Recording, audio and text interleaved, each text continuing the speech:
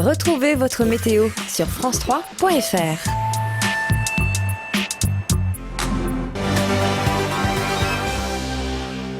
Madame, Monsieur, bonsoir. C'est l'incompréhension qui domine face au drame qui s'est déroulé hier dans le Finistère. Une mère, originaire du Mans, aurait drogué et intoxiqué ses deux enfants avant de tenter de mettre fin à ses jours. Les corps sans vie des enfants ont été découverts dans la voiture. La mère a été transportée à l'hôpital de Brest. Ce matin, au Mans, c'était le choc au sein de l'école où elle enseignait. Alexandre, 4 ans, et Nicolas, 9 ans, étaient scolarisés à l'école Saint-Pavin. Leur maman, Astrid, y enseignait depuis 2 ans. Quand les élèves et les enseignants apprennent le décès des 2 enfants, tout bascule dans cet établissement privé. Depuis ce matin, une équipe de 6 psychologues accompagne le personnel de l'école et aide les enfants à mettre des mots sur la mort de leurs camarades. C'est le moment où les enfants peuvent poser les questions qui les préoccupent, dire ce qu'ils sont, les émotions qu'ils ressentent, poser des questions, échanger entre eux sur leurs expériences également, leurs expériences passées ou leur absence d'expérience et ce que cela représente pour eux. La cellule psychologique sera maintenue le temps nécessaire. Quant à savoir ce qui s'est réellement passé pour cette maman et ses 2 enfants sur ce parking à 420 km du Mans dans le Finistère, les enquêteurs privilégient la thèse du double homicide et de la tentative de suicide. C'est aujourd'hui que 2 radars pédagogiques ont été installés au Mans, dont un sur la départementale 338 au nord-ouest de la ville. Ce radar pédagogique placé à 1 à 2 km avant un radar classique doit sensibiliser les conducteurs au respect de la vitesse. Une vingtaine sont prévus sur le département. Celui-ci a coûté 15 000 €. La mobilisation se poursuit à l'école Jean Mermoz au Mans. Les parents d'élèves rejettent la fermeture d'une classe intervenue 2 jours après la rentrée. Ce matin, ils occupaient l'établissement. 11h45 ce matin, une sortie en apparence normale à l'école Jean Mermoz du Mans. Pourtant aujourd'hui, pas d'enseignants. L'école a été fermée administrativement par l'inspection d'académie. La situation est bloquée malgré une rencontre entre le maire du Mans et le préfet. Ce sont les parents qui ont occupé les enfants. Beaucoup de jeux manuels, des dessins. On essaye de leur expliquer un petit peu comment faire ces dessins. Et puis voilà, on les occupe et on essaye qu'ils soient sages. Les parents sont décidés à aller jusqu'au bout, d'autant que selon eux, l'établissement devrait être en zone d'éducation prioritaire. Parce que nous sommes dans un quartier particulier, avec des familles en difficulté, des élèves surtout en difficulté scolaire. Pour vous donner un chiffre sur l'an passé, 52 élèves et familles ont été pris en charge par le RAZ, avec des moyens insuffisants. Une réunion a eu lieu en fin d'après-midi à l'inspection d'académie, mais nous n'en connaissons pas encore les conclusions.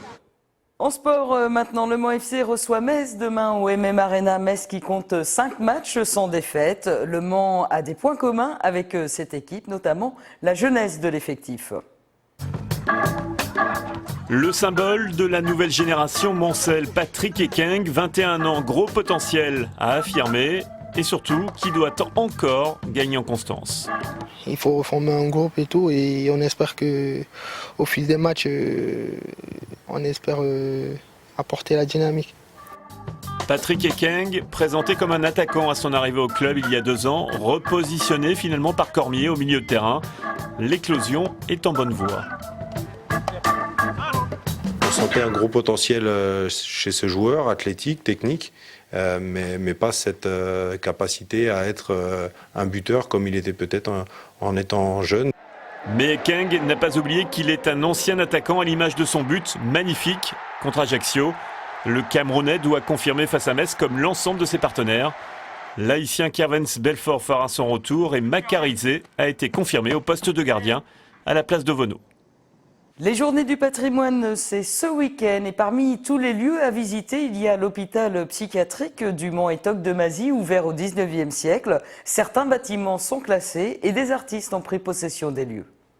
Un environnement délabré, des carcasses de voitures en décomposition, au milieu, un corps dénudé. Voilà l'univers photographique de Pierre Chevalier. Sa toute première exposition s'appelle « Du chaos à la Renaissance ». Autobiographique, elle décrit le parcours intérieur de son auteur face à une grave maladie.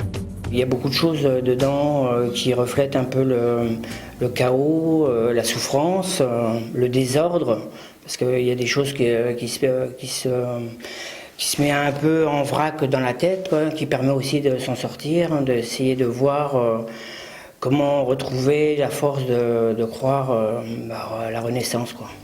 Pierre Chevalier fait partie de la grosse cinquantaine d'artistes qui ont élu domicile ici à Étoques-Domazy.